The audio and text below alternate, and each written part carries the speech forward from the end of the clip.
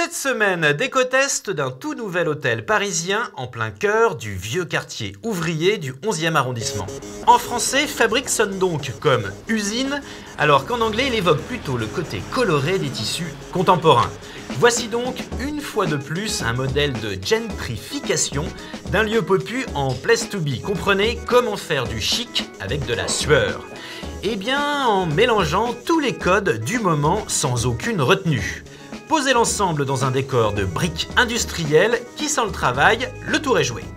Il semble que bobo soit finalement devenu le synonyme de patchwork, qui lui-même est le synonyme de quand on ne sait pas quoi faire, on met le max d'ingrédients. Ça marche pas en cuisine, ça marche un peu mieux en déco, mais point trop n'en faut tout de même. Pourtant, en termes d'ingrédients, l'architecte Vincent Bastille et les décorateurs Agnès Louboutin et Patrice Henry ont bon goût. Ici, les fauteuils sushi, signés Carlo Colombo chez Zanotta avec leur simplicité réconfortante scandinave, juste rehaussée d'un peu de sensualité italienne. Là, des rideaux qui jouent du même équilibre entre sophistiqué et robustesse chez Pierre Fray. Pour la touche vintage, les suspensions jouent les boules de cristal version bohémienne aérienne. Les canapés sont Chesterfield et les petites chaises plastiques Eames sont elles intemporelles. Posé sur un tapis de carrelage, forcément patchwork.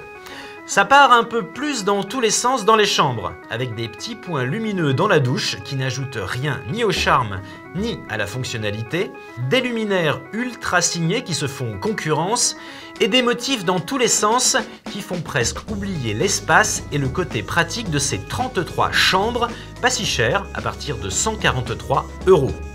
Résumé d'une déco presque réussie mais qui n'a pas su s'arrêter dans la surcharge de référence, la moquette avec ses signes parisiens, encore un patchwork signalétique, et là franchement, je suis pas sûr. À part ça, oui, le fabrique est charmant, cosy et confortable, mais oui, on en a un peu soupé, des hôtels qui n'assument pas un vrai parti pris décoratif. Sur ce, à la semaine prochaine, au revoir et bravo!